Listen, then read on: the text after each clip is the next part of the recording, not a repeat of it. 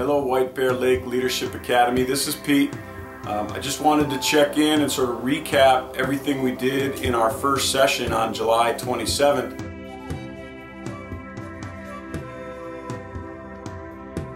This whole year. So I want to thank you again for your commitment to your school and to your activities and for becoming a better leader. So if you haven't yet friended me on Facebook, make sure you do that. Remember, it's Peter Howard Ockuly, and that's who you want to friend. You could friend just Peter Ockuly, and that's my personal Facebook, but what you really want to do is friend Peter Howard Ockuly. That's just going to be a communication tool that I can send you some links and some articles and things like that throughout the course of the year.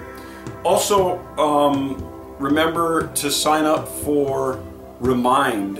I'm going to flash on the screen here in just a minute the number that you would text, but this will just be for quick little reminders, and all you'd have to do is just text a phone number and the letters at WBLEAD, lead.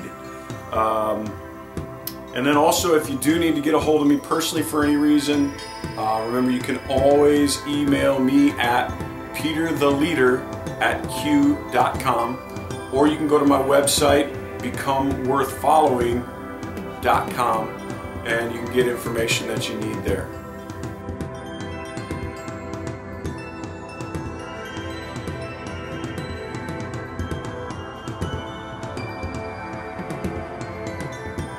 So to recap everything we did on Monday, I'll just start by talking about kind of the direction that we took. We started out by talking about a fairly famous author by the name of Pat Lencioni. And Pat Lencioni wrote a great book called 5 Dysfunctions of a Team. And one of the first things Lencioni says is that if team members don't have trust, it's really hard for those members to engage in meaningful interactions. It's hard for me to trust that you really want what's best for this organization, or that you might find it hard to trust me that I'm not doing things for selfish personal gain, but for the good of the organization. So if we can develop that trust among each other, we can start to move towards sometimes meaningful and sometimes kind of a little bit harsh conflict, but it's necessary conflict. And that kind of conflict, those kinds of interactions only take place when you really truly trust each other. And of course, building trust is not that easy to do. I mean, sometimes it takes a great deal of relationship building, but it can just start with simply getting to know each other. So of course we did a couple of activities, sort of get to know you activities.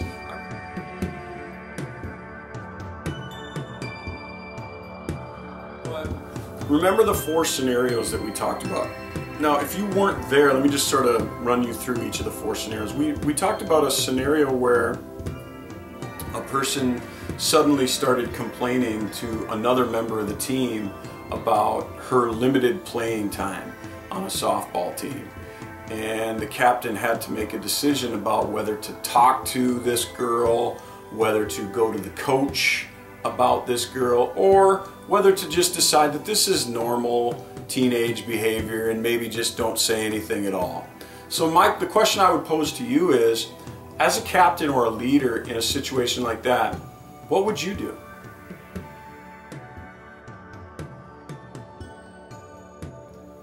Another scenario we talked about was a case where you had 2 really good basketball players, and one of them was really good at, driving the lane and playing under the basket and drawing fouls and then shooting free throws, and the other one was a really good outside 3-point shooter. And they were having an argument at halftime about whether they should be passing the ball to the outside guy more often, or should they just continue to drive the lane and draw the foul and shoot free throws and try to win the game that way. What would be strategically better? And so they were having a little discussion about it, sort of a little fight or argument about it at halftime. So the question again that I would pose to you is, What would you do if you had a scenario like that in front of you?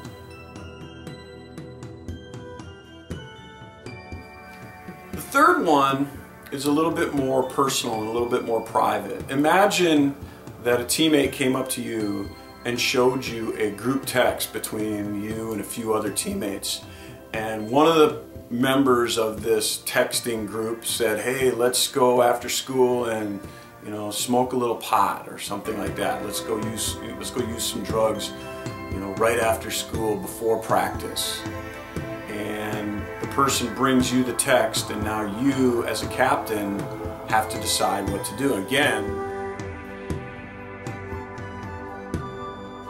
And then the fourth scenario that we talked about was with a wrestling team. And imagine that you see some wrestlers, maybe you're the wrestling captain, and you see some wrestlers in the wrestling room using some plastic suits to lose weight before a weigh-in. Turns out that's a fairly common but illegal way that wrestlers lose weight before a weigh-in if they're struggling to make weight. So the captain maybe comes to you, or maybe you are the captain, and asks you, what should I do here? Should I turn these guys in? Should I just let it go? I mean, I know other people do this, but we don't want to do that on our team. Or maybe do you talk to the coach? Or, what would you do in a situation like that? Somebody's breaking a rule.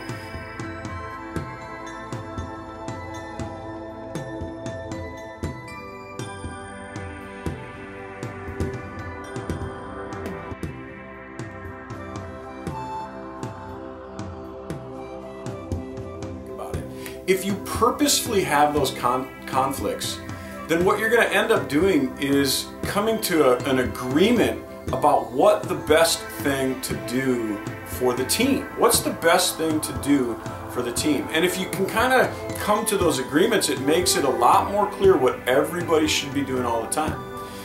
This is what some people call commitment, right? We've committed to this path, so let's get on this path and commit to this path. We're going to commit to these actions and these behaviors. And so we talked about the different levels of commitment. We talked about Mark Sanborn, who is a very good author who writes about levels of commitment. And one of the things that Sanborn talks about is that it's really difficult to get someone to go from, say, a level 1 on commitment all the way up to like a level 6 on commitment level. Instead, as a leader, your job is to recognize the behaviors of a level 1 committed person and see if you can move them to a level 2 and help them develop into a level 3 and a level 4. And so, just so you know, the 6 levels of commitment that Sanborn writes about are specifically people who are just merely interested. This might be someone who's just kind of, wants to know what practice is like. They want to know what you do in the workouts. They want to know what you do in debate practice, for example. They might want to know when to sign up or who you would talk to about signing up.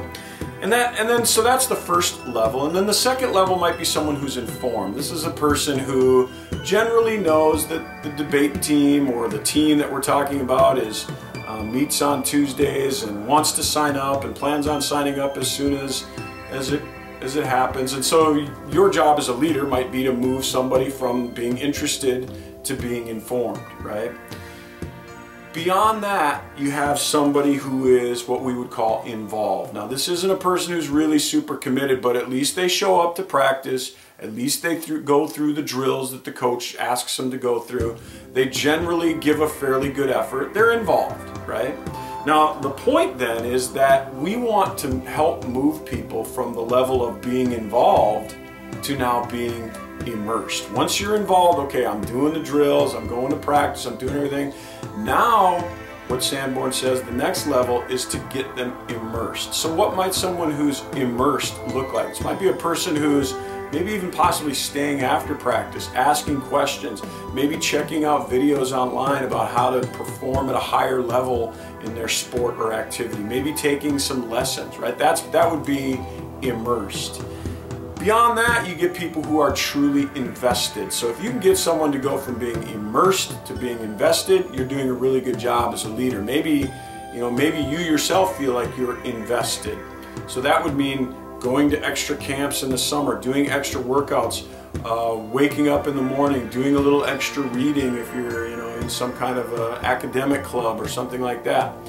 But moving yourself in a direction that's beyond what is really expected of the average person in that activity. You're sort of a distinguished member of the team when you are immersed. And then beyond that, we have what we call somebody who's super committed, and we call those people innovative.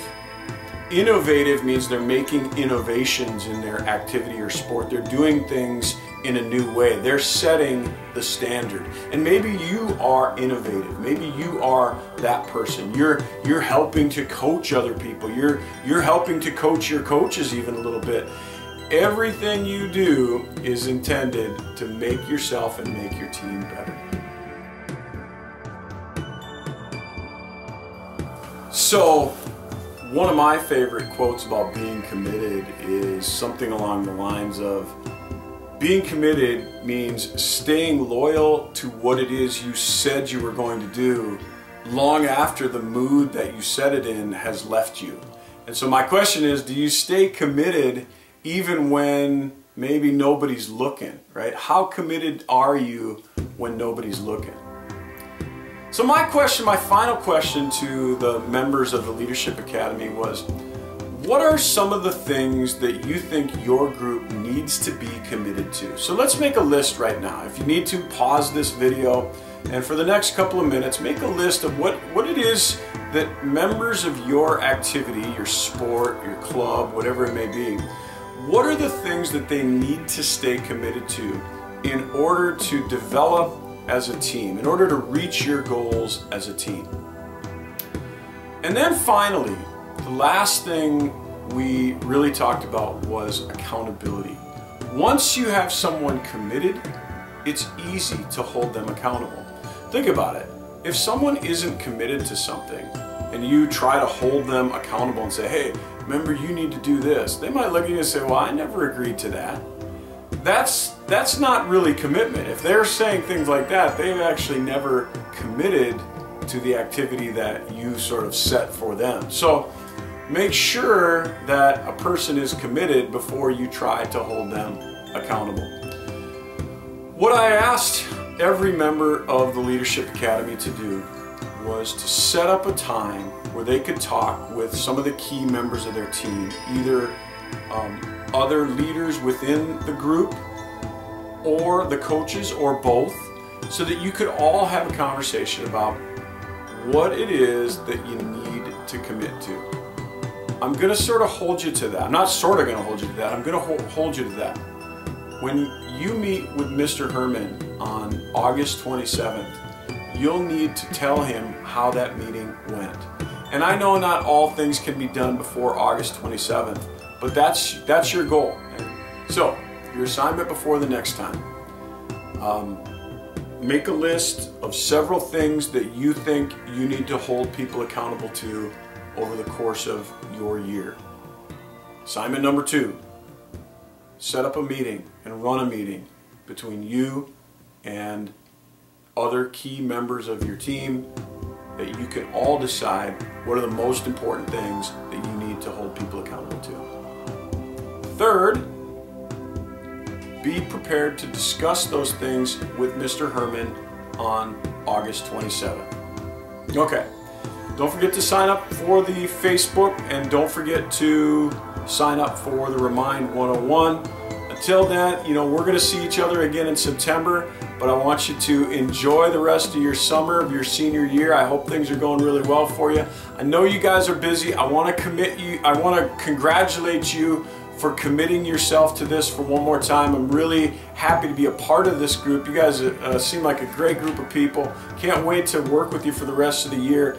And if some of this stuff just seems too confusing and it's like, God, there's so much stuff to remember when you start talking about leadership, just simply remember kind of my tagline. It's a pretty easy tagline, and that is, no matter what happens, you just be worth following.